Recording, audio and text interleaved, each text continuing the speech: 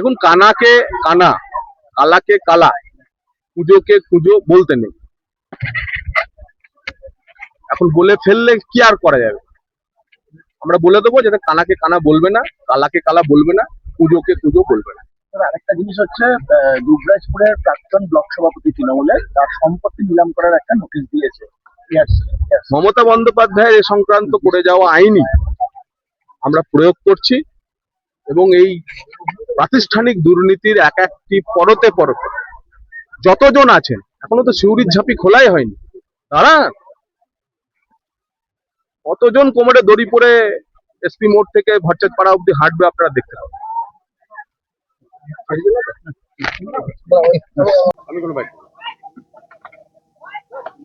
আমি কোনো বাইক দেবো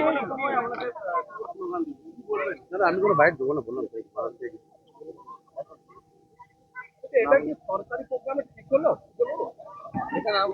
আপনারাই বলবেন ঠিক হলো না ভুল হলো।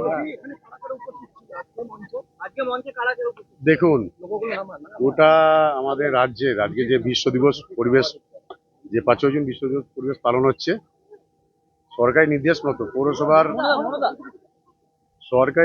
মতো পৌরসভার ব্যানারে আমাদের বিনোদী স্কুল প্রাঙ্গণে একটা বৃক্ষরোপণ অনুষ্ঠান হচ্ছিল।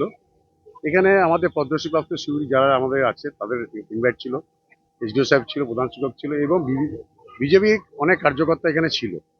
এই শিখানো, এটা সরকারি প্রোগ্রামে এই যে চোর, তো আমি তো চেয়ারম্যান মিউনিসিপ্যালিটির কন্টেস্টিং ক্যান্ডিডেট ছিলাম, 4 তারিখ থেকে এখন তো ঘুরছি। তো ওনারা যে এইসব উল্টো পাল্টা বলছে, জানি না কার মান সম্মান যাচ্ছে, কোন পার্টির যাচ্ছে।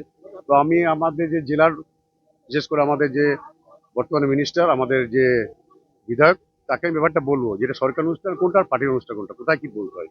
আগে শিক্ষা, আগে শুরু করা কোন কোথায় গিয়ে 100% বিশ্ব দিবস পরে আজের গোটা রাজ্য জুড়ে হচ্ছে। মাননীয় আমাদের মুখ্যমন্ত্রী শুভেন্দু করে মহাশয় আমাদের সরকার নির্দেশ মতো এখানে পালন করছিলেন।